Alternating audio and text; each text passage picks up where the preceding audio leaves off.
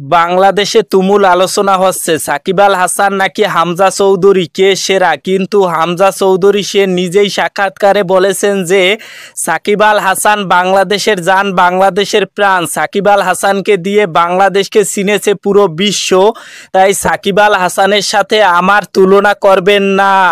আজকে মেসি সুয়ারেসের গোলে জয় পেয়েছে ইন্টার মায়ামি। প্রথম থেকে মেসি না খেললেও 53 মিনিটে মাঠে নেমে দলের পক্ষে দ্বিতীয় গোলটি করেন মেসি। এরই কারণে কনকাকাফের কোয়ার্টার ফাইনালে উঠেছে ইন্টার মায়ামি। সৌদি আরবে 10 গোল দিয়ে প্রস্তুতি ম্যাচ জিতল বাংলাদেশের টাইগার ফুটবলাররা। সৌদি আরবের স্থানীয় ক্লাব আল ওয়েদাদকে 10 গোল দিয়ে ম্যাচটি জিতে নিয়েছে বাংলাদেশের টাইগার ফুটবলাররা। তাদের প্রস্তুতি ম্যাচ আসলেই অসাধারণ হয়েছে। বিশ্বকাপ বাছাই পর্বে দক্ষিণ আমেরিকা অঞ্চলের সবচাইতে বেশি গোল করার তালিকার 3 নম্বরে রয়েছে ব্রাজিল, গোল করেছে 17টি। অপরদিকে আর্জেন্টিনা 21টি গোল নিয়ে সবার উপরে রয়েছে, এটা অসাধারণ।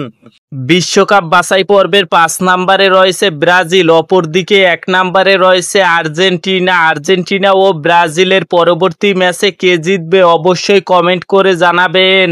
লিওনেল মেসিকে নিয়ে জুলিয়ান আলভারেজ বলেন, ছোটকাল থেকেই আমার লিওনেল মেসির সাথে খেলার স্বপ্ন ছিল, তার সাথে খেলতে পেরে আমি গর্বিত। সে বিশ্বের সেরা খেলোয়াড়, এটা আমি ছোটকাল থেকেই মানতাম।